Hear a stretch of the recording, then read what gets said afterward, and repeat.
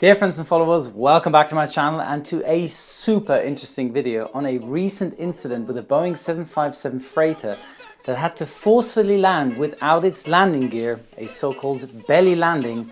We'll listen to the ATC communication and go through the checklist the colleagues most likely used and what might have been the cause for it. So let's get right into it. This video is a collaboration with VAS Aviation. Please go and subscribe to my friend Victor's channel. He has the best ATC channel here on YouTube. Departure FedEx 1376. We're working a minor issue. Can we maintain runway heading up to, say, 5,000? FedEx 1376, affirmative. And altitude maintain 5,000. Continue runway heading. Advise if you require any assistance. Okay, runway heading 5,000. We'll call you back, FedEx 1376. Okay, the crew departed out of Chattanooga Airport on runway 20, and just as they contacted departure control, they instantly spotted an issue with their plane. Spoiler alert, it very much seemed like a hydraulic issue, and I'm assuming the caution message of a hydraulic problem popped up as they were retracting the flaps during climb out. The air traffic controller gives them the easiest instruction: fly runway heading and climb 5,000 feet. Now this lowers the workload of the pilots immediately, as they don't have to worry much about navigating the plane along a complex emergency route. FedEx 1376, am I able to bring you to the north, or do you need to continue runway heading? To the, let's see, yeah, we'll take a turn to the north. FedEx 1376, roger. I'll just take you, correct, and turn right, heading 360. Right heading 360, FedEx 1376. FedEx 1376, do you require assistance? Right now, we're talking with the company, seeing where they want us to go. We'll get back to you. FedEx 1376, roger. Just let me know your intentions. Again, nicely done by the controller, giving them vectors whilst the pilots can focus on the checklist. Also, hats off to the pilots that they had the capacity to talk to the company and ask where they want them to proceed to, purely to not affect the operations as much. Amazing.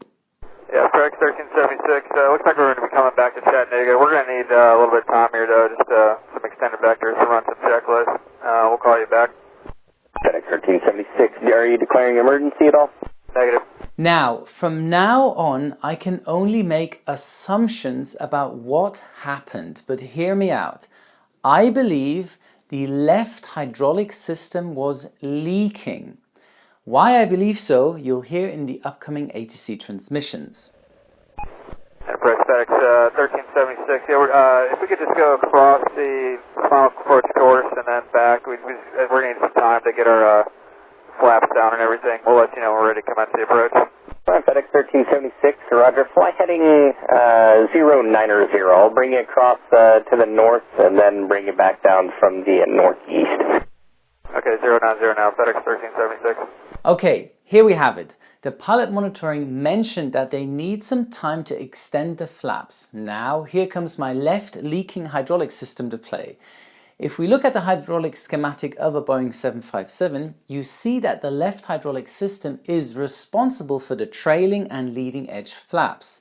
So if you go into the non-normal checklist for hydraulic system pressure left, we read the condition and objective. The hydraulic system pressure is low. Objective to avoid further system damage, and configure for landing using alternate systems if needed. So the first steps asks us to turn off the left engine driven hydraulic pump and the left electric driven hydraulic pump, purely to reduce the chances of further damage to the system and to prevent them from overheating, as there is likely no fluid running through them at all.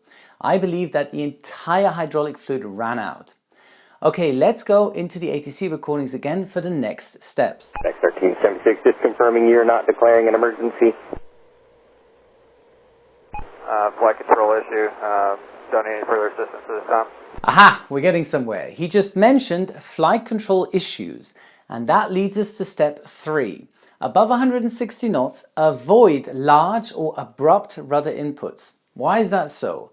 If we look at the hydraulic schematic again, you see that the left hydraulic system moves the right aileron, the spoilers, the elevator and the rudder, all of which are now slightly impaired and reduced in their deflection speed, meaning abrupt rudder inputs should be avoided as they are more difficult to counteract. And as we continue with the checklist, it states in step 4, do not auto-land. Now for an auto-land we need all 3 autopilots, but due to the loss of the left hydraulic system, the left autopilot is inoperative.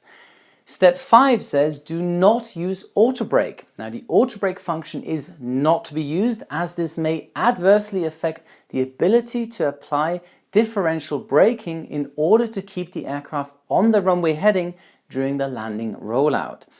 Step 6 says plan additional time for flap and gear extension. If you remember, the pilot monitoring said they would need more time to extend the flaps as they are now being extended electrically rather than hydraulically, which takes significantly longer. And then we have a few inoperative items. As mentioned, the inoperative left autopilot, spoiler panels on each wing, as mentioned before.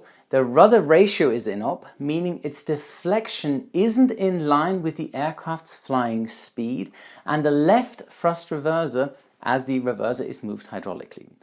Step 7 requests us to check the non-normal configuration landing distance table, again for obvious reasons due to the inoperative systems such as the reversers, spoilers, auto brake, and lower flap setting than normal. And step 8 mentions the checklist which do not need to be accomplished. Then we continue with the descent checklist and the approach checklist. Now they should be completed without any hiccups, but then we come to the alternate flap extension checklist. Now, just for the sake of it, let's say they had to complete this checklist, then it reads, if the trailing edge flap disagree message is shown during normal flap extension, use flap 20 and reference speed 20 for landing. Okay, fine, we do that. Then the ground proximity flap override switch to override.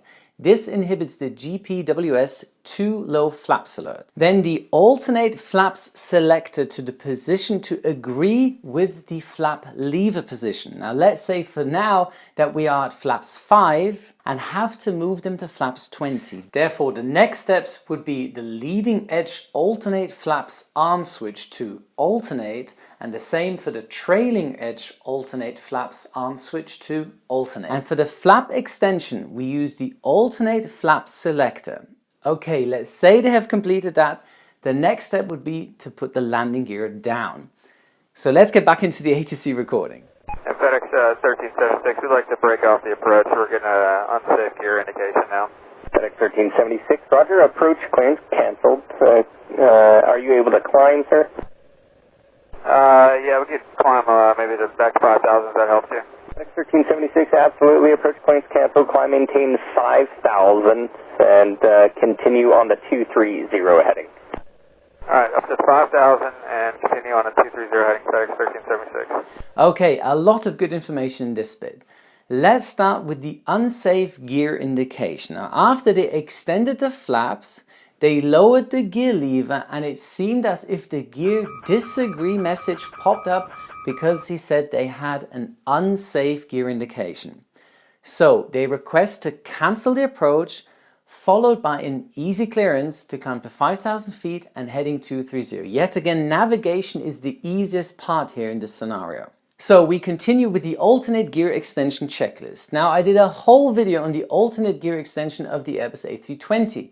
I would recommend you watch that to get a better understanding of that system. But basically saying the alternate gear extension or emergency gear extension on the A320 works as such that you unlock the landing gear doors which open up and release the uphook locks of the main and nose landing gear and then are manually released, and due to its weight the gear literally sort of falls out and locks into place. Now it's similar to the 757 but a little different. So the lever was in the down position, we now place it according to the checklist to the off position. Then we place the ground proximity configuration gear override switch to override.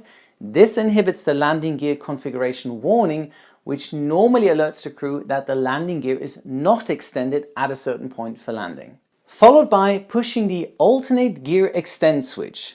So now the alternate gear extension system is activated. And whenever ready, you place the alternate gear extend switch to down, and important to note is the exclamation marks. The action is not reversible, meaning once it's pushed and it's extended, you cannot retract the gear anymore. Now this is especially critical in case of high terrain on the missed approach routing. Then, after the gear down lights are illuminated, you place the landing gear lever to down.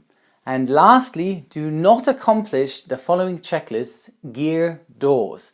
It makes sense because of the alternate gear extension. The landing gear doors do not close anymore. So now they're good to go for their landing, but when we land, we're going to have to stop on the runway. We're not going to have any steering available to us, and we'll get our tug out. But just to give you a heads up, we'll be shutting down the runway. So in that case, we're going to go ahead and declare emergency this time. We got 3 souls on board, approximately an hour and a half of fuel remaining.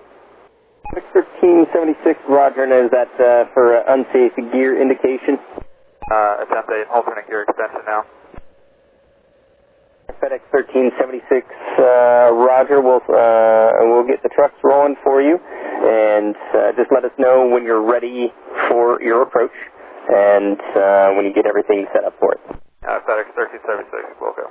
again, great information. The pilots are aware that the nose wheel steering, which is powered by the left hydraulic system, is inoperative and therefore will be unable to vacate the runway and ask for a tug to pull them off the runway.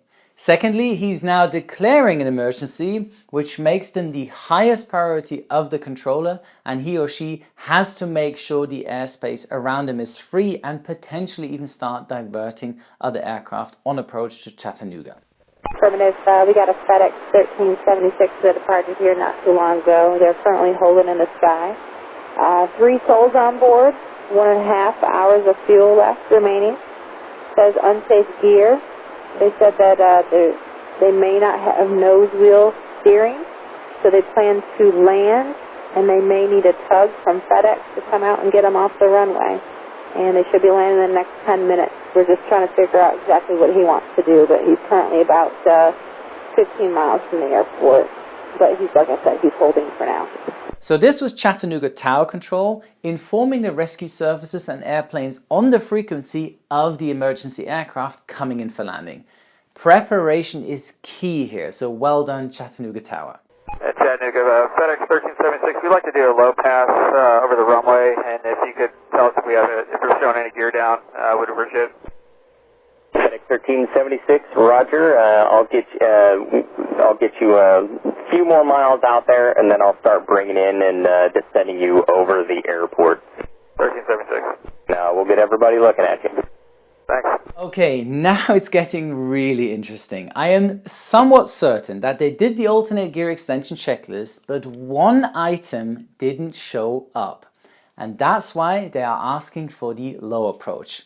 Can you guess which item was not completed? Correct, this one here. After gear down, lights illuminated. It seems like they didn't get the gear down 3 green indications. So one way to check if the gear is down is a visual inspection from the outside by performing a low pass, and so they did. 1376 emergency. FedEx 1376, tower advises, runway 20, cleared low approach. Clear low approach, FedEx 1376.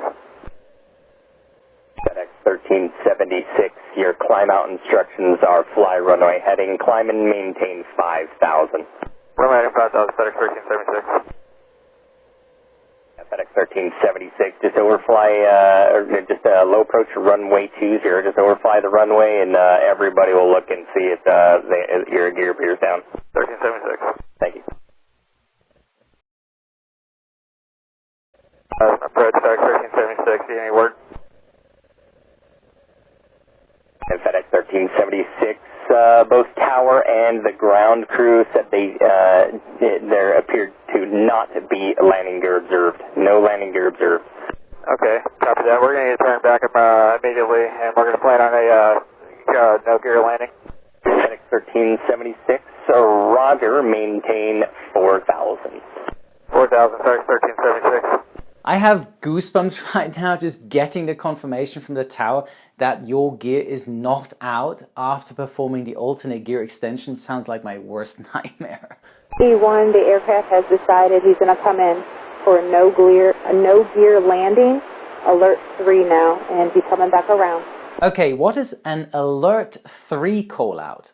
Alert 3 indicates that an aircraft has crashed on or off the airport, or there is a high probability the aircraft will crash, or the pilot has indicated that the aircraft landing gear will not work and therefore the pilot will have to crash land on the airport.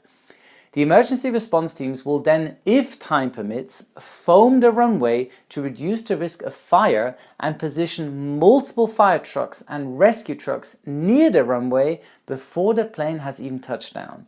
Reminder to myself, I should do a whole video just on the emergency response teams at an airport. 1376, we've been talking to your desk, the FedEx desk, so we got all the information that we need from them based on your cargo and all that stuff. So. Fantastic. ATC got in contact with their company to ensure if there are any dangerous goods on board the aircraft which potentially create further hazards for the emergency teams. For example, lithium batteries which are on fire can only be cooled with water but not extinguished. We're planning on a gear up landing. Obviously, we'll be shut down and evacuating on the runway. FedEx 1376, roger. Egressing on runway 20, current wind calm. FedEx 1376. FedEx 1376, I'll give you a long final if you'd like that. That's fine. FedEx 1376, roger.